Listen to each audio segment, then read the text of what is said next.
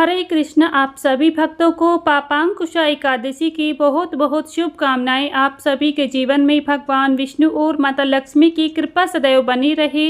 आज की वीडियो में आप सभी सुनेंगे पापांकुशा एकादशी की व्रत कथा।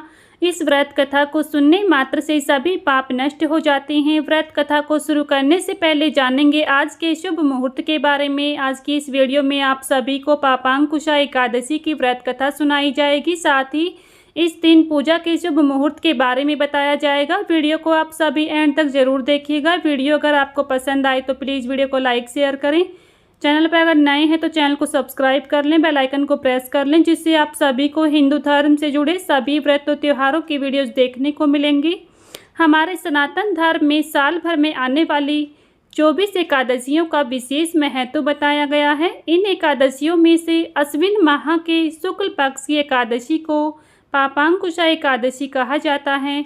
मान्यता है कि इस दिन भगवान विष्णु की आराधना करने से साधक को सभी पापों से मुक्ति मिल जाती है। जीवन में सुख शांति और समृद्धि बनी रहती है। यह एक विशेष एकादशी के रूप में मनाई जाती है। पापों के नाश और मोक्ष प्राप्ति के लिए विशेष मानी जाती है। कहा जाता है कि इस दिन किया गया व्रत स्वर्गलोक की प्राप्ति का मार्ग प्रशस्त करता है और सभी जाने अनजाने में पापों का नाश हो जाता है। पंचांग के अनुसार इस साल अश्विन माह के शुक्ल पक्ष की एकादशी तिथि 2 अक्टूबर शाम 7:10 से शुरू होकर 3 अक्टूबर को शाम 6:32 तक रहेगी। ऐसे में इस साल पापांकुशा एकादशी का जो व्रत है वो 3 अक्टूबर को रखा जाएगा। एकादशी व्रत का पारण द्वादशी तिथि पर किया जाता है।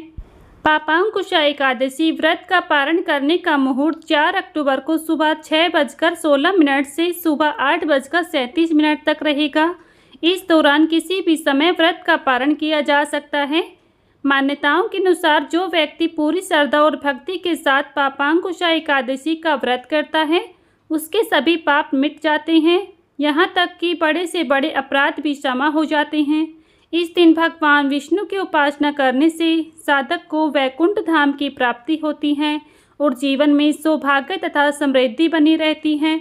इसलिए हर मनुष्य को एकादशी का व्रत अवश्य ही धारण करना चाहिए। एकादशी व्रत के दिन प्रातःकाल स्नान करके स्वच्छ और साफ कपड़े पहने। इसके बाद भगवान विष्णु और माता लक्ष्मी की मूर्ति या फिर चित्र के समक्ष दीपक जलाएं। साथ ही भगवान विष्णु को पीले पुष्प, तुलसी दल, फल, पीले वस्त्र अर्पित करें। भगवान विष्णु के समक्ष व्रत का संकल्प लें। इसके बाद विष्णु सहस्त्र नाम, विष्णु चालीसा, गीता पाठ का श्रवण करें। दिन भर सात्विकता का पालन करें। ब्रह्मचर्य का पालन करते हुए उपवास करें। शाम के समय पुनः आरती करें और भजन कीर्तन करें।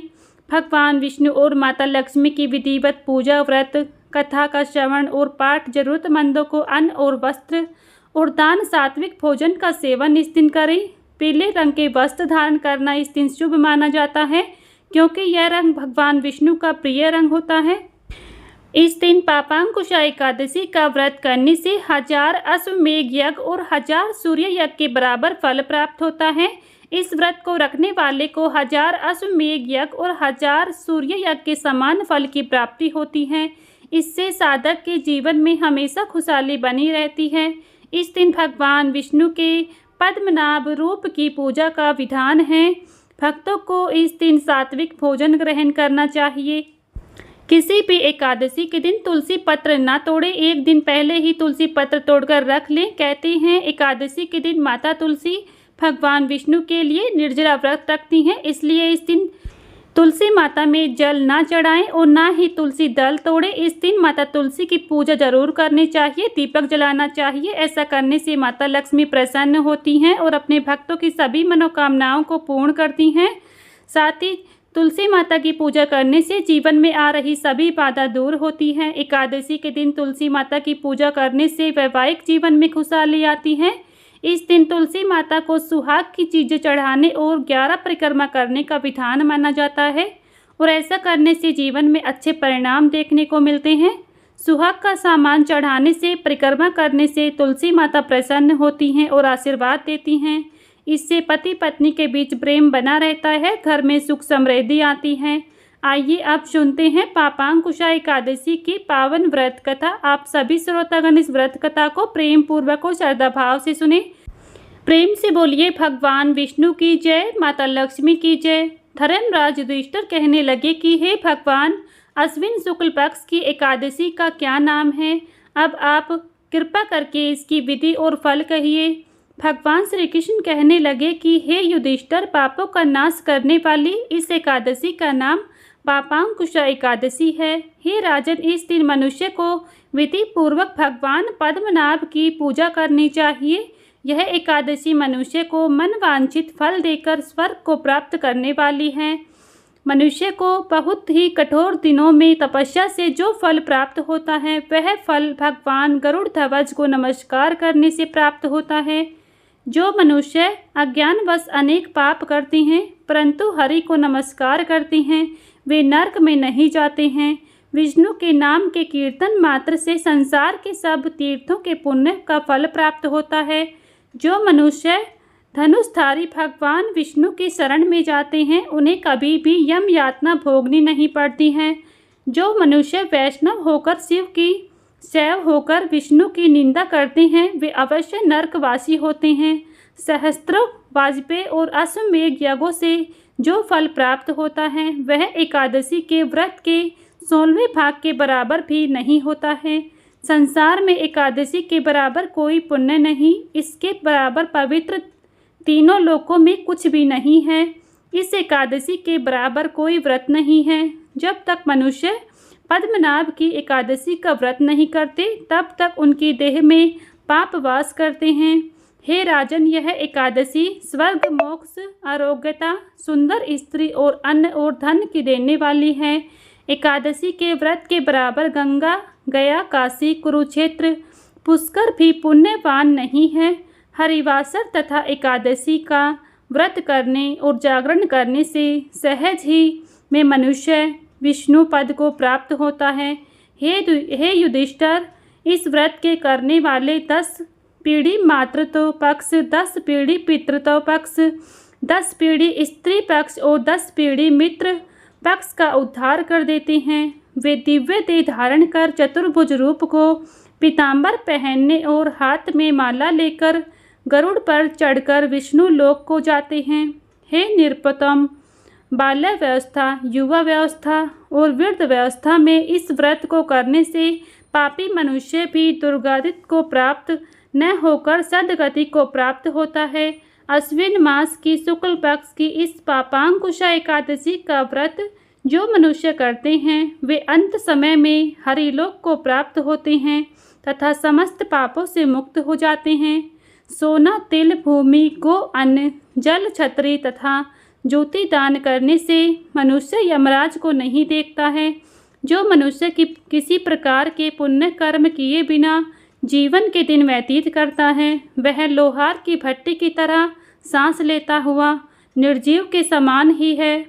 निर्धन मनुष्य को भी अपनी शक्ति के अनुसार दान करना चाहिए और धन वालों को सरोवर, बाग, मकान आदि बनवाकर दान करना चाहिए। ऐसे मनुष्य को यम का द्वार नहीं देखना पड़ता है तथा संसार में दीर्घायु होकर धनाढ्य, कुलीन और रोग रहित रहते हैं। भगवान श्री कृष्ण ने कहा, हे राजन, जो आपने मुझसे पूछा वह सब मैंने आपको बतलाया। अब आपकी और क्या सुनने की इच्छा है? प्राचीन समय में विंध्य पर्वत पर क्रोधन नामक एक बहेलिया रहता था। वह बड़ा क्रूर था। उसका सारा जीवन हिंसा, लूटपाट, मद्यपान और गलत संगति पाप कर्मों में बीता। जब उसका अंतिम समय आया तब यमराज के दूत बहेलिये को ले आने आए। यमदूत ने बहेलिये से कहा, कल तुम्हारे जीवन का अंतिम दिन है, हम तुम्हें कल लेने आएंगे। यह बात सुनकर बहेलिया बहुत भयभीत हो गया और महर्षि अंगिरा के आश्रम में पहुंचा और महर्षि अंगिरा के चरणों पर गिरकर प्रार्थना करने लगा, हे ऋषिवर, मैंने जीवन भर पाप कर्म किए हैं, कृपा करके मुझे कोई ऐसा उपाय बताएं जिससे मेरे सारे पाप मिट जाएं और मोक्ष की प्राप्ति हो जाए। उसके निवेदन पर महर्षि अंगिरा ने उसे अश्विन शुक्ल की पापकुंसा एकादशी का विधि पूर्वक व्रत करने को कहा। महर्षि अंगिरा के कहे अनुसार उस बहेलिये ने यह व्रत किया और किए गए सभी पापों से छुटकारा पा लिया। इस व्रत पूजन के बल से भगवान की कृपा से वह विष्णु लोक को गया। जब यमराज के यमदूत ने इस चमत्कार को देखा तो वह बहेलिये को बिना लिए ही यमलोक वापस लौट गए।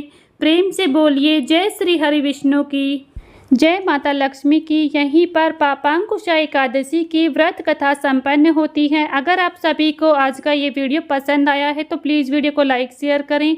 चैनल पर अगर नए हैं तो चैनल को सब्सक्राइब कर लें, बेल आइकन को प्रेस कर लें, जिससे आप सभी को हिंदू धर्म से जुड़े सभी व्रत और त्योहारों की वीडियोस देखने को मिलेंगी। मिलती हूँ नेक्स्ट वीडियो में, तब तक के लिए सभी को राधे राधे, जय श्री कृष्णा।